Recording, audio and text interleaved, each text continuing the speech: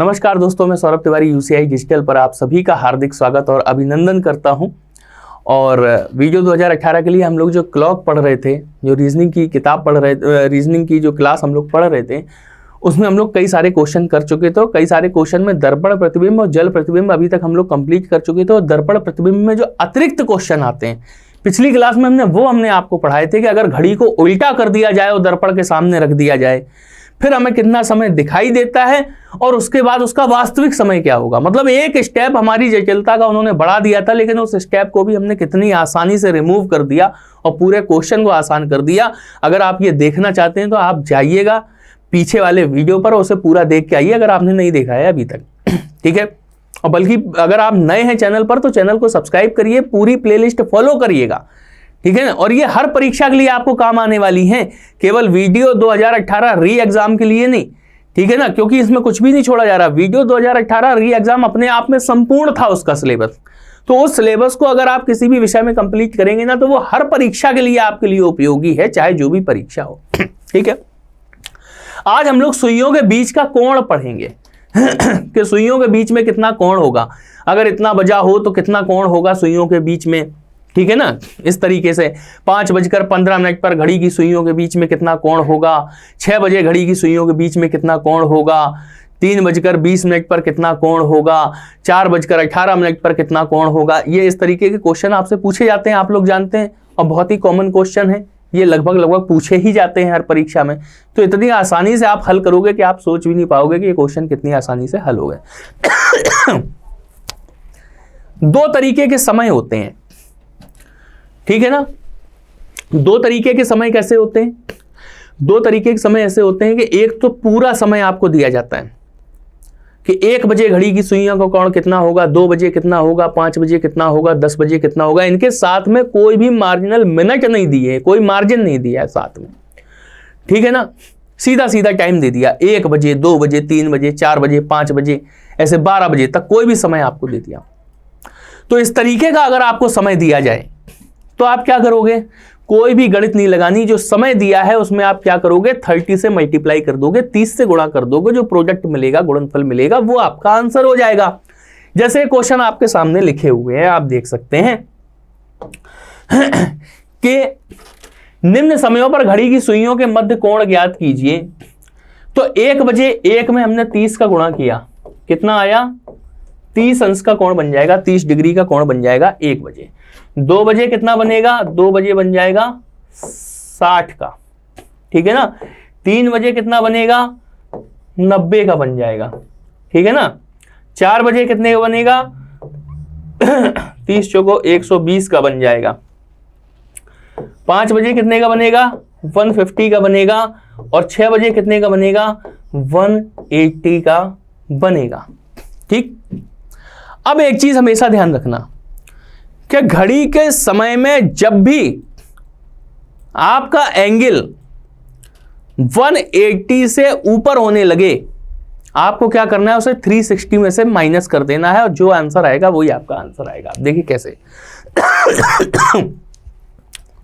7 बजे पूछा घड़ी की सुइयों का कोण कितना होगा, तो हमने 30 का गुणा किया 7 में, कितना आया? 210। ठीक है, लेकिन ये तो 180 से ऊपर हो गया। तो 180 से जब ऊपर हो गया तो हम क्या करेंगे? 360 में से 210 हम माइनस कर देंगे, तो हमें कितना मिल जाएगा? 150 मिल जाएगा। ये हमारा आंसर हो जाएगा 150। ठीक है ना, क्योंकि हमेशा न्यून कोण ही हमारा आंसर होता है। 180 से छोटा कोण जो होगा, ठीक है ना, न्यून कोण तो 90 से छोटा हो जाता है, 180 से छोटा एंगल जो होगा वही हमारा आंसर होगा। बनेगा 210 भी। ठीक है ना। अब जैसे मान लो 10:10 की बात हो रही, इस घड़ी में ये आपके सामने बनी हुई है। तो अगर हमसे पूछा गया 10:10 पर घड़ी की सुइयों के बीच में कोण क्या होगा, तो कोण हमेशा ये माना जाएगा, ये माना जाएगा, ये वाला कोण आपका नहीं माना जाएगा। बात क्लियर? ठीक है ना। तो क्या होगा? 150 अंश कोण होगा। अब इसी तरीके से 8 बजे की अगर हम बात करें तो कितना बना? यहां पे 240, और 240 को हम क्या करें? 120 कर देंगे। ठीक है ना। ये बना कितना? 270। ठीक है ना, 270 और ये कितना हो जाएगा 9 बजे का मतलब 90 डिग्री हो जाएगा। ठीक है, 10 बजे कितना हुआ 300 और इसे हमने 360 में से माइनस किया, कितना हो गया 60 हो गया। ये कितना है 330 और 330 कितना हो जाएगा 30 हो जाएगा। ठीक है, और 12 बजे कितना बनेगा 360, यानी कि 0 डिग्री का एंगल बनेगा 12 बजे। आपको पता है ना कि 12 बजे अगर ये मान लीजिए एक घड़ी बनी हुई है और इसमें 12 बजे का समय है, तो घड़ी की सुइयां क्या होंगी ओवरलैप कर जाएंगी एक दूसरे के ऊपर। ठीक है ना, तो ये यानी कि कोई एंगल बनेगा ही नहीं, दोनों एक दूसरे के ऊपर आ जाएंगी, तो कोई एंगल नहीं होगा, यानी कि 0 डिग्री का एंगल होगा। बात आई समझ में कि अगर मिनट ना दिए हो समय में, केवल घंटे के रूप में समय दिया हुआ हो आपको, ठीक है 1 बजे 2 बजे 3 बजे, तो आप सीधा सीधा 30 का गुणा करते जाओ, जो आंसर आएगा वह उतना ही एंगल हमारा बनेगा। बस ये ध्यान रखना कि अगर 180 से ऊपर अगर आ रहा है जितना, तो उसे क्या करेंगे 360 में से माइनस करके फिर हम अपना आंसर निकालेंगे। तो ये वाला कॉन्सेप्ट आपको बिल्कुल से अच्छे समझ में आ गया होगा। ठीक है ना, इन चीजों को आप फिर से नोट करेंगे और नोट करने के बाद फिर से इन्हें सॉल्व करेंगे कि परीक्षा में कम से कम अगर इस तरीके क्वेश्चन आए, फिर आपको ज्यादा कोई खोपड़ी लगानी ही नहीं है, सीधा सीधा 30 का गुणा कर देना है, जो गुणनफल मिलेगा वो हमारा आंसर हो जाएगा। बस इस चीज पे नजर रखना है कि गुणनफल अगर हमारा 180 प्लस जा रहा है, तो हम क्या करेंगे जितना हमारा आया गुणनफल उसे हम 360 में से हम माइनस कर देंगे, तो हमारा आंसर आ जाएगा। 180 से ऊपर का कोण हमारा आंसर नहीं माना जाता है। ठीक है ना। अब आते हैं कि अगर मिनट भी अगर दिए हैं साथ में आपको, 1:10 पर कितना समय होगा, 4:15 पर कितना होगा, 10:37 पर कितना होगा, 7:05, 2:18, इस तरीके से समय आपको दिए हुए हैं। ठीक है ना, वैसे तो इनका फुल कॉन्सेप्ट होता है, लेकिन बस आपको एक फॉर्मूला याद रखना है जो ये आपके सामने लिखा हुआ है, 30h - 11/2m। ये फॉर्मूला आप अपनी कॉपी में नोट करो पहले नंबर पे। ठीक है, कई जगह आपको मिल जाएगा, लेकिन फिर भी इसी से हम आपको सजेस्ट करेंगे, इसे आप नोट करें कॉपी में। इसमें अगर नेगेटिव वैल्यू आती है तो नेगेटिव साइन को हम क्या करेंगे इग्नोर करेंगे। ऋणात्मक मान अगर आता है तो ऋणात्मक चिन्ह जो है उसे हम क्या करेंगे इग्नोर कर देंगे, उसे हम देखेंगे ही नहीं, ऋणात्मक की वैल्यू कोई होगी नहीं इसके अंदर। बात क्लियर हो गई। दूसरी चीज, इसमें भी वही नियम कि अगर आपका कोण 180 अंश से ज्यादा आता है तो आप क्या करेंगे उस कोण को क्या करेंगे 360 में से माइनस कर देंगे, फिर जो आपका आंसर आएगा वही आंसर माना जाएगा। 180 प्लस वाले आंसर हमारे मान्य नहीं होते हैं। क्लियर। अब सीधी सी बात है, 30h 11/2m। h का मतलब क्या हुआ घंटे, m का मतलब क्या हुआ मिनट। बात आ गई ना समझ में। 1:10 की बात हो रही है, तो 30 × 1 - 11/2 × 10। बात आई समझ में। 30 में से 30 में 1 का गुणा किया 30 माइनस कितना आया 55। ठीक है ना। अब 55 में से अगर हम 30 माइनस करेंगे कितना आएगा 25 हमारा आंसर आ जाएगा। क्लियर है ना। बस ये हमारा आंसर हो गया।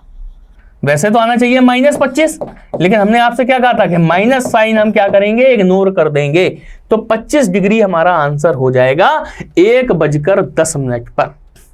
क्लियर है। चलिए अगला क्वेश्चन देख लेते हैं। 4:15 का समय आपको दिया है, 4:15 का। बात आई ना समझ में। 1:10 पे आपका कोण कितना निकला था 25 डिग्री निकला था। आप भी अपने मन से निकालना शुरू करिए। 4:15 की वो बात कर रहा है, 4:15 की वो बात कर रहा है। जब समय यहां लिखा है तो नहीं लिखते हैं, जगह घेरने की कोई जरूरत नहीं है।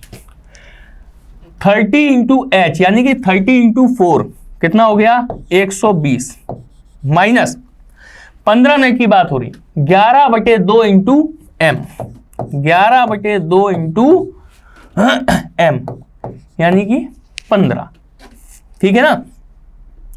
अब चलो इसे कर देते हैं, 2 से हमने 15 काट दिया, कितना मिला हमें 7.5 मिल गया। 120 में से हम कितना घटाएंगे 7.5 का 10 गुना हमने किया तो कितना आया, 75 आया, और 75 में हमने 7.5 हमने और जोड़ दिया, गुणा करने का ये भी तरीका होता है ना, तो कितना हो जाएगा 75 और 7 82, 82.5, यानी कि इसमें से 82.5 हम क्या करेंगे, माइनस कर देंगे, इसे 0.0 कर लेते हैं। 10 में से 5 जाएगा 5, 9 में से 2 गया 7, और 11 में से 8 गया 3, 37.5 डिग्री हमारा आंसर इसका आ जाएगा।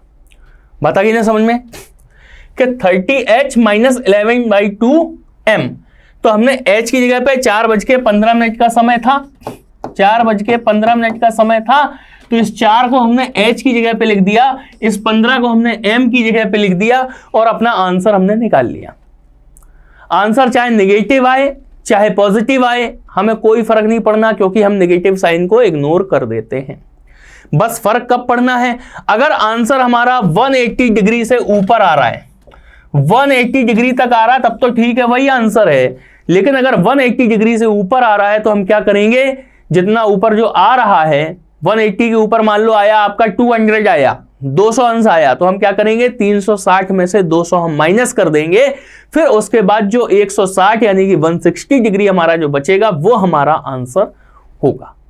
बात आ गई ना समझ में, ठीक है। चलिए अगले क्वेश्चन पे चलते हैं। इसी तरीके से आप लोग भी इसे सॉल्व करने की कोशिश करेंगे।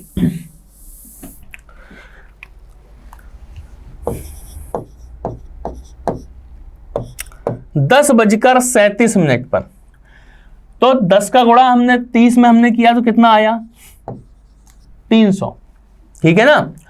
अब 37 की अगर हम बात कर रहे हैं, यहां पे हम क्या करेंगे, m की जगह पे हम क्या रखेंगे 37 अगर हम रखेंगे तो 2 से अगर हम 37 को अगर हम डिवाइड करेंगे हमें कितना मिल जाएगा 18.5 मिलेगा, 18.5 मिलेगा।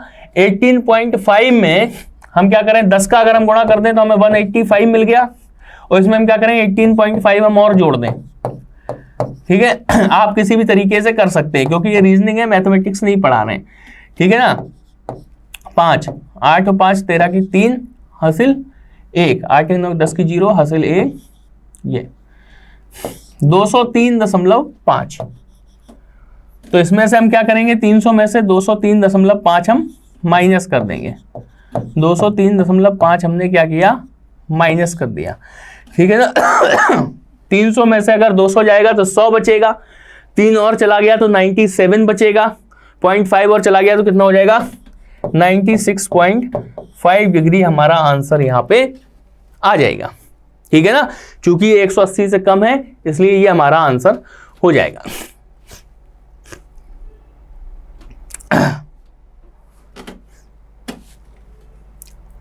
ठीक है, चलिए आगे बढ़ते हैं। 96.5 डिग्री, ठीक है।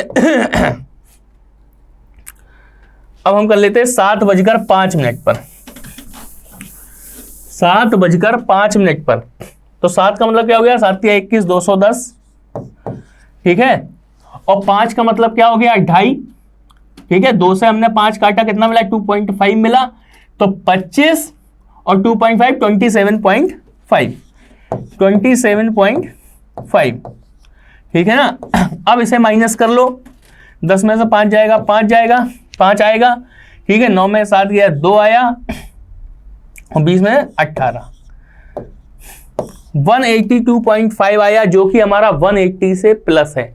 तो हम इसे क्या करेंगे 360 में से हम माइनस कर देंगे, 360.0 में से हम 182.5 हम माइनस कर देंगे, ठीक है। 10 में से 5 जाएगा 5 आएगा, 9 में से 2 जाएगा 7 आएगा, 15 में से 8 जाएगा 7 आएगा, और 1 177.5 कितना आया 177.5 डिग्री, ये हमारा आंसर इसका हो जाएगा। क्लियर है। तो बाकी की जो टाइमिंग दी गई है इन सारी टाइमिंग के आप क्या करेंगे एंगल निकालेंगे इसी तरीके से, और हमें कमेंट बॉक्स में बताएंगे कि आपके क्या क्या आंसर निकले, ठीक है। तो पर्याप्त प्रैक्टिस आपकी इसकी भी हो गई है कि सुइयों के बीच का कोण किस तरीके से हम निकालेंगे। इससे ऊपर आपसे क्वेश्चन नहीं पूछा जाएगा, और अगर ये क्वेश्चन अगर आपसे पूछा जाएगा तो आप 1 सेकंड में इस क्वेश्चन को सॉल्व कर देंगे, ठीक है, तो मिलते हैं अगली क्लास में। चैनल को सब्सक्राइब करिए, वीडियो को लाइक करिए, शेयर करिए और मिलते हैं अब हम लोग अगली क्लास में कुछ नए टॉपिक के साथ में। बहुत बहुत धन्यवाद।